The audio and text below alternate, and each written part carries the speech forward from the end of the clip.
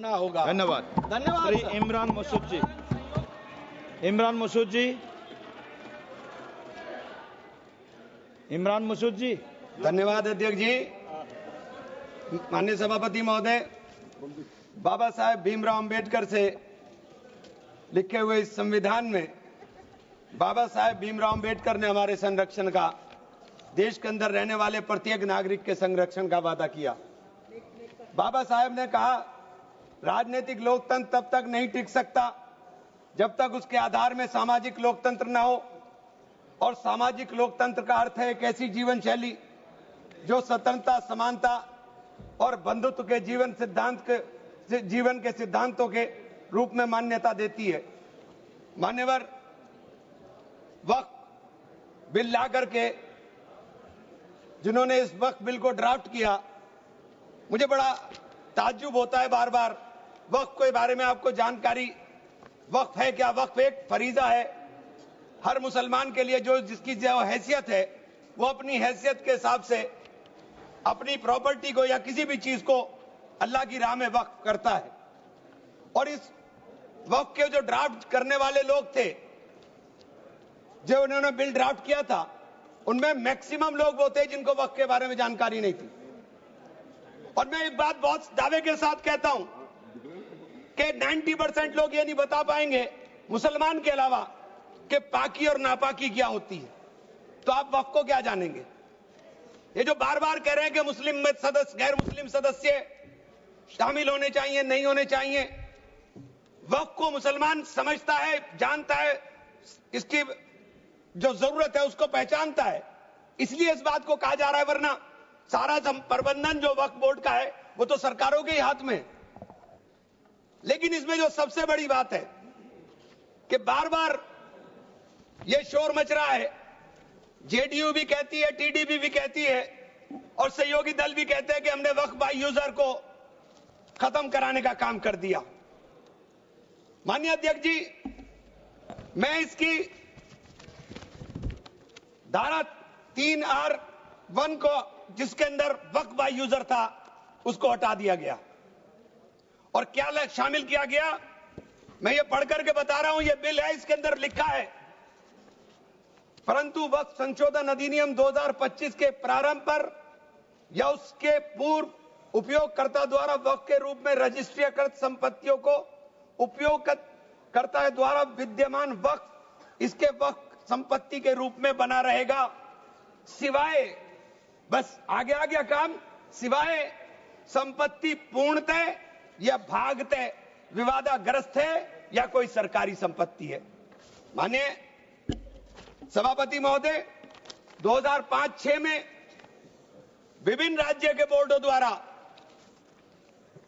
Sachar committee के समक्ष यह कहा गया, दिल्ली में 316, राजस्थान में 60, कर्नाटक में 42, मध्य प्रदेश में 53, उत्तर प्रदेश में 60, उड़ीसा में 53 ऐसी प्रॉपर्टी हैं जिनके ऊपर सरकार के कब्जा किया हुआ है।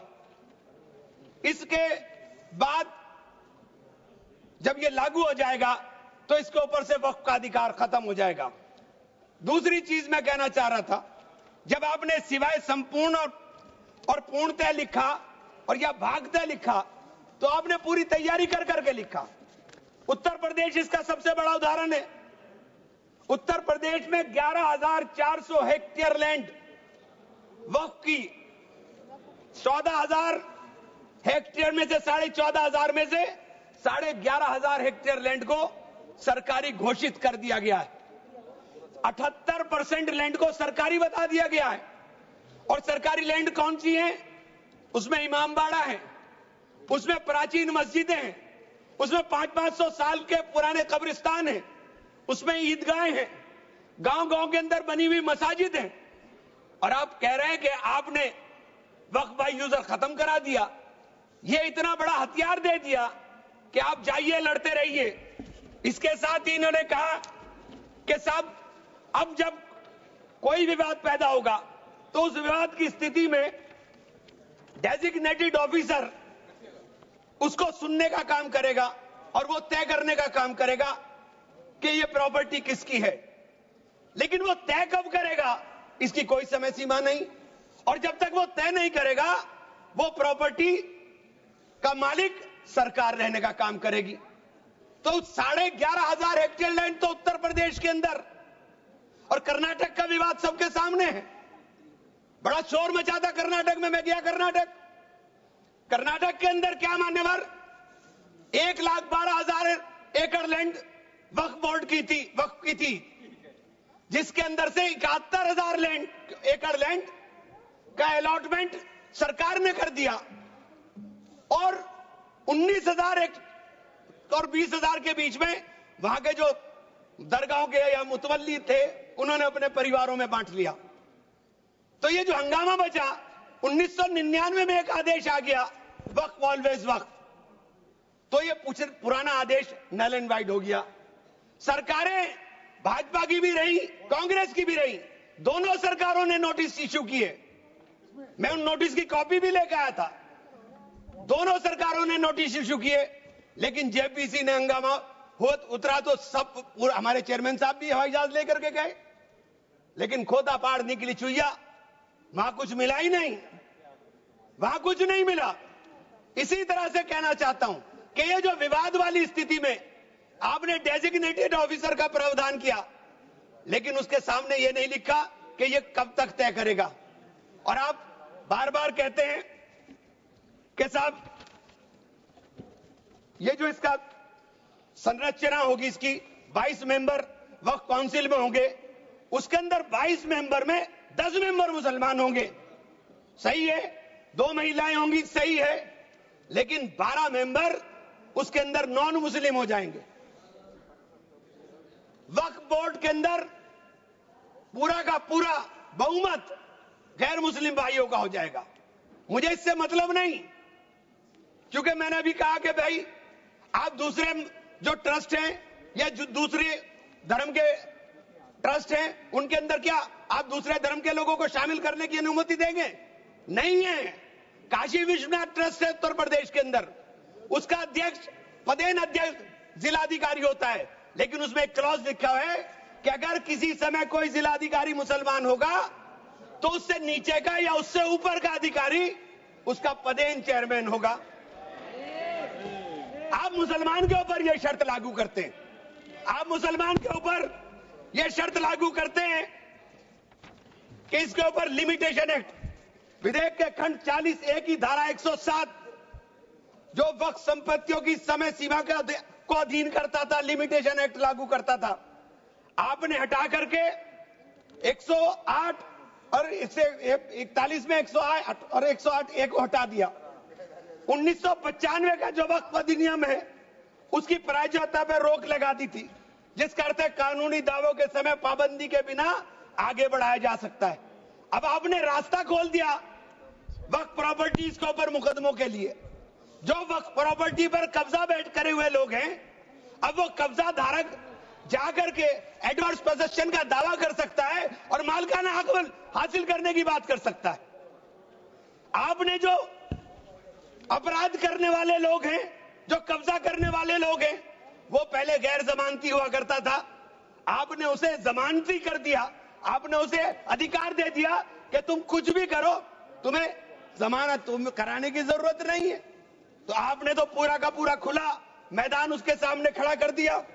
आपने बार बार कहा कि हम लोग मुसलमानों के हक की बात कर रहे हैं। आप मुझे एक ट्रस्ट बता दीजिए, कोई दूसरा कोई एक संस्था बता दीजिए जिसके अंदर जो धार्मिक के नाम पर हो और उसके अंदर लिमिटेशन एक्ट ना हो। हमारे ऊपर से हटा रहे हैं, हमारे ऊपर से हटा रहे हैं, बाकी सबको छूट मिलेगी।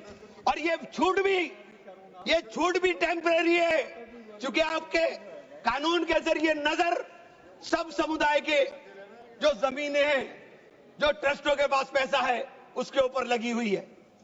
हमारी जमीन, ये बार बार वामसी पोर्टल का जिक्र हो रहा था, वामसी पोर्टल में प्रॉपर्टी 4,90,000 से एकदम मंत्री जी ने, माननीय मंत्री जी ने कहा 7 लाख कुछ चली गई। तो ये प्रॉपर्टी कोई वक्त नहीं की गई किसी ने। ये जो वामसी पोर्टल के ऊपर दर्ज हुई संपत्ति, कब्रिस्तान के अंदर वसूगा, एक प्रॉपर्टी वसूगा, एक प्रॉपर्टी मस्जिद, एक प्रॉपर्टी में कब्र, एक ही प्रॉपर्टी की 3-3 4-4 बना दी और आपने बता दिया कि वामसी पोर्टल ने। और 10 साल माने मंत्री जी, 10 साल का बहुत समय होता है।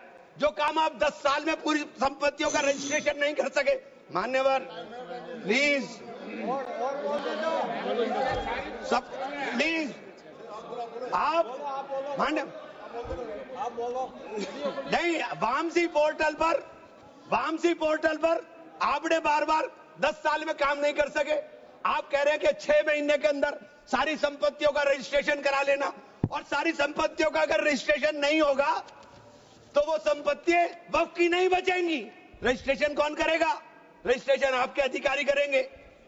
जब 10 साल में नहीं कर सके तो 6 महीने में कैसे करेंगे? और ये पूरी तरीके से संविधान विरोधी कानून है। साथ अनुच्छेद 14, अनुच्छेद 16, अनुच्छेद 26 और अनुच्छेद 25 का सीधे सीधे ओवरलैपिंग करने का काम करता है। आपसे अनुरोध है कि माननीय 2 मिनट का समय और दे दें। ये बार बार कहते हैं कि प्रैक्टिसिंग मुस्लिम। आप एक बात बता दीजिए, आप प्रैक्टिसिंग मुस्लिम की बात कर रहे हैं, आप किस तरह तय करेंगे कौन प्रैक्टिसिंग मुस्लिम है? ये कौन बताएगा कि आपकी क्या परिभाषा है प्रैक्टिसिंग मुस्लिम की? सारे मुसलमान 5 वक्त नमाज नहीं पढ़ते, सारे मुसलमान रोजा भी नहीं रखते, और उसका पैमाना क्या होगा कि वो मुसलमान है कि नहीं है? तो ये आपने रास्ते इस तरह खोल करके ये सीधे सीधे जो संविधान के अंदर हमारी धारा 14 में अधिकार है उसके ऊपर आपने अतिक्रमण करने का काम कर दिया। मैं आप लोग एक माननीय चेन्नप्पा रेड्डी के एक कथन को जरूर कहना चाहूंगा। हमारी परंपरा में सहिष्णुता सिखाती है, हमारा संविधान, ये संविधान हमें सहिष्णुता का अभ्यास कराता है, हमें इसे कमजोर नहीं करना चाहिए। यही संरक्षण दे रहा है हमें।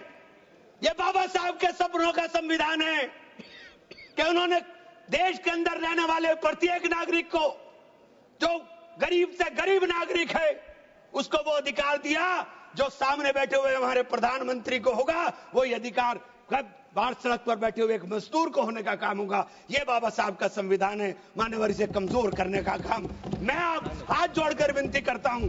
अभी हमें सौगाते मोदी मिली, 1 सेकंड, हमें सौगाते मोदी मिली। हमें सौगाते मोदी में ईद की सवैयां नहीं चाहिए, हमें सौगाते मोदी में शिक्षा दे दीजिए, हमें सौगाते मोदी में रोजगार दे दीजिए, हमें सौगाते मोदी के अंदर मोहब्बत दे दीजिए। ये जो गोलियां छातियों पर लगती है ये मारना बंद करा दीजिए। हमें सौगाते मोदी में ये कानून देने का काम कर लीजिए। बहुत बहुत धन्यवाद। मान्यवर, धन्यवाद। माननीय सदस्य श्री अनुराग ठाकुर जी।